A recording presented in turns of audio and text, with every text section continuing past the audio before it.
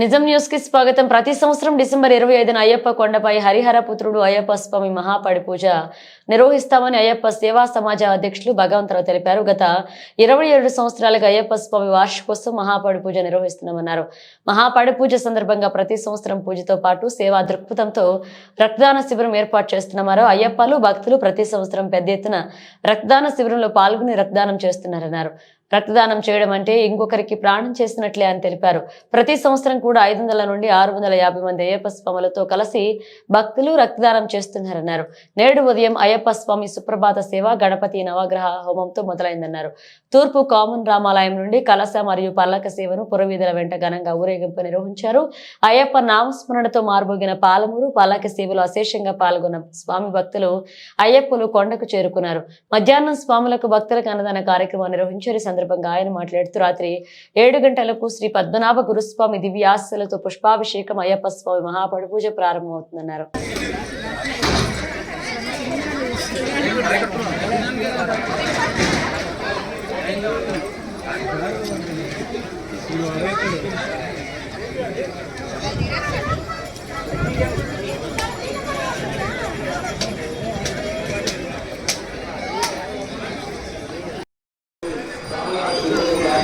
యాడికి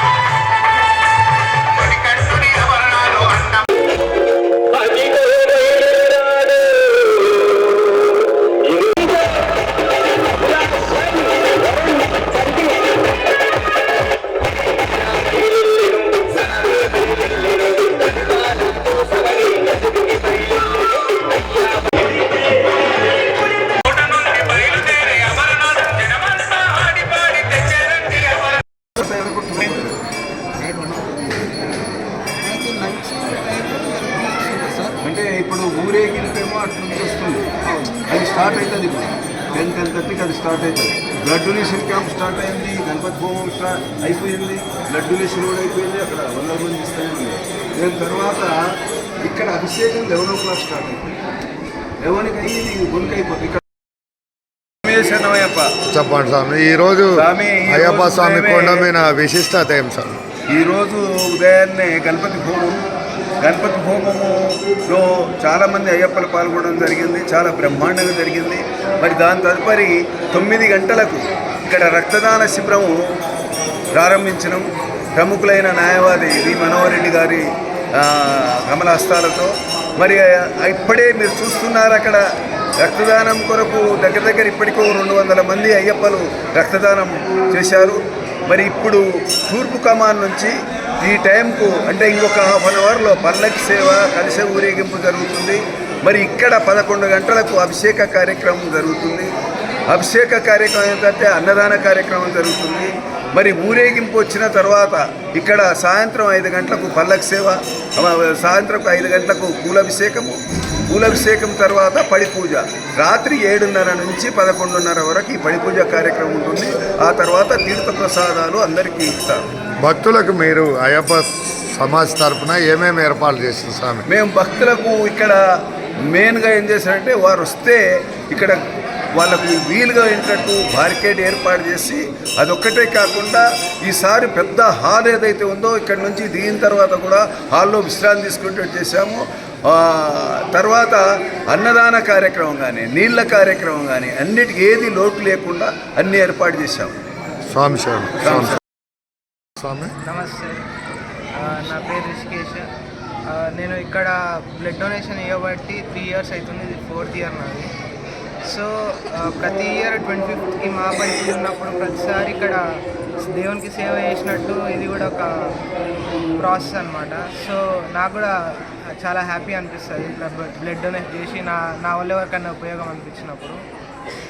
సో ప్రతి ఇయర్ ఇలానే ఎన్ని ఇయర్స్ అయితే అన్ని ఇయర్స్ నా సాయం నేను చేసినట్టు, అది ఇలా బ్లడ్ డొనేషన్ ద్వారా. మీ బ్లడ్ గ్రూప్ ఏది స్వామి? నా బ్లడ్ గ్రూప్ వచ్చేసి B నెగిటివ్.